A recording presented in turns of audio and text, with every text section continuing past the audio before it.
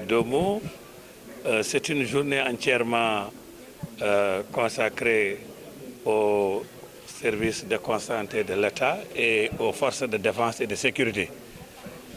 Ça fait partie aussi des missions du PUMA, donc de réaliser ces infrastructures au profit donc de l'État.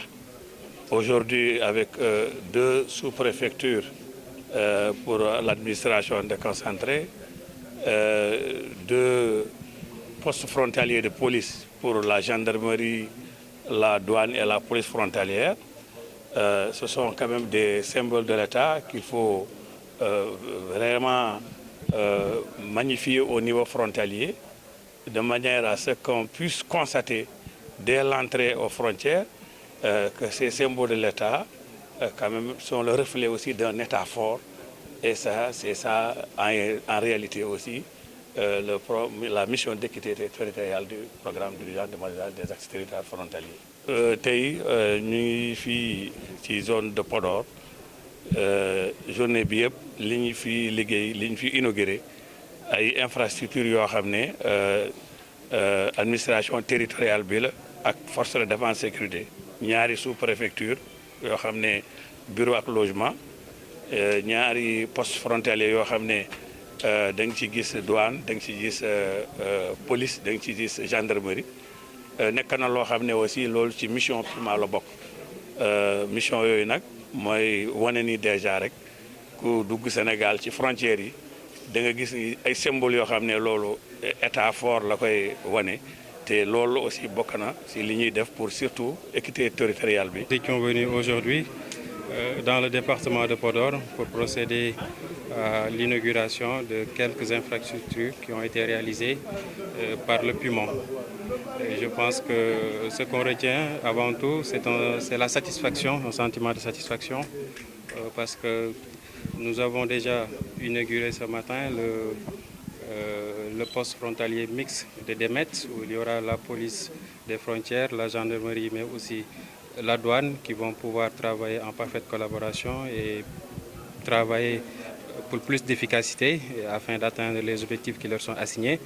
À la suite de cela, nous avons procédé à l'inauguration de la sous-préfecture de Cascas.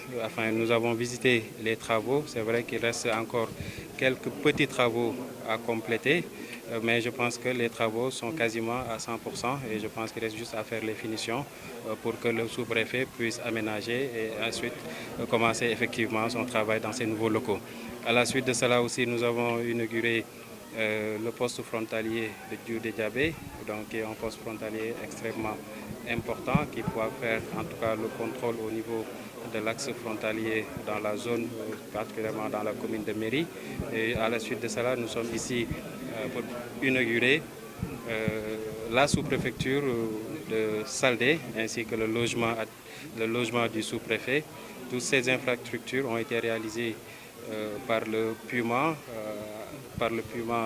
sur instruction bien évidemment de son Excellence Monsieur le Président de la République. Et l'objectif de ces infrastructures-là, c'est davantage de rapprocher les populations du service public, c'est rapprocher l'administration des administrés, parce que nous savons que pour que l'administration soit efficace, il faudrait qu'elle travaille dans des conditions relativement acceptables. Donc c'est pourquoi l'État avait décidé depuis un certain nombre d'années d'améliorer sensiblement les conditions de travail de ses agents et particulièrement les conditions de travail de ces agents qui sont des agents qui sont dans les zones les plus reculées. Parce que nous devons garder à l'esprit que l'État a pour principal objectif de réduire les inégalités territoriales. Il faut travailler pour qu'il y ait une équité territoriale, pour que les populations qui sont dans les zones les plus reculées puissent se retrouver dans la mise en œuvre des politiques publiques qui sont élaborées par l'État du Sénégal. Et ces populations font partie du Sénégal. Il faut également qu'elles trouvent leur compte dans l'exécution des différentes politiques publiques de l'État du Sénégal dans les différentes localités. Donc c'est un objectif très ambitieux. L'État est dans cette dynamique-là. Le PUMA est en train de mettre en œuvre une bonne partie de cette politique publique consistant à rendre cette équité territoriale effective. C'est pourquoi je saisis de cette occasion pour féliciter le PUMA à travers son coordinateur pour ces travaux remarquables qui ont été réalisés dans des délais extrêmement courts.